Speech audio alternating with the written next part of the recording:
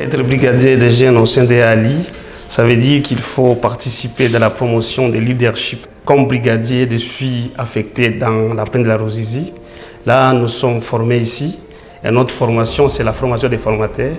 Nous devons aussi former les autres pour transmettre des compétences que nous avons acquises ici, en vue de permettre aux collègues, donc aux autres qui seront formés dans la plaine de la Ruzizi, de promouvoir l'agriculture, donc dans le sens que l'agriculture sera un business où il faut créer des emplois, où il faut aussi créer de l'argent, faire de l'agriculture une affaire de création des entreprises pour lutter contre la sécurité alimentaire et le chômage pour les jeunes et pour les femmes.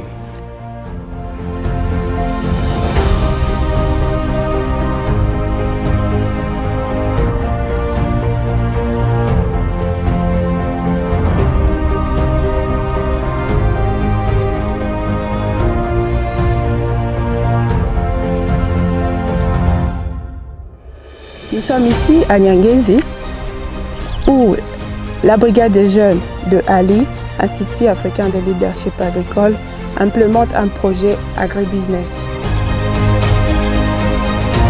Ici, ce qui m'a vraiment d'abord intéressé, c'est l'utilisation de la petite mécanisation et aussi l'utilisation de l'outil numérique, de l'outil technologique.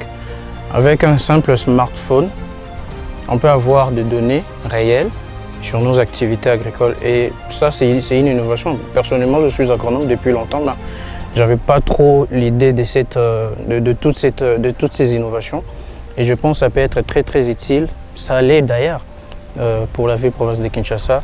Donc la petite mécanisation, ça ne va pas nous coûter beaucoup d'argent en termes d'acquisition de matériel, mais c'est aussi une alternative au pallier au manque de mécanisation dans certains coins. Parce qu'on veut quitter dans le cadre de faire une agriculture paysanne pour l'amener dans une agriculture professionnelle. Et tous ces éléments ici entrent dans la mesure où ça favorise cette transformation.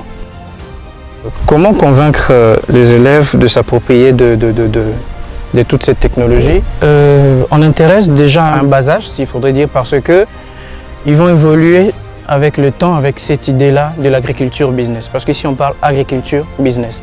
Et quand ils vont évoluer avec le temps, ils vont aussi influencer d'abord, ils vont s'influencer entre eux, parce que nous savons que les jeunes discutent beaucoup.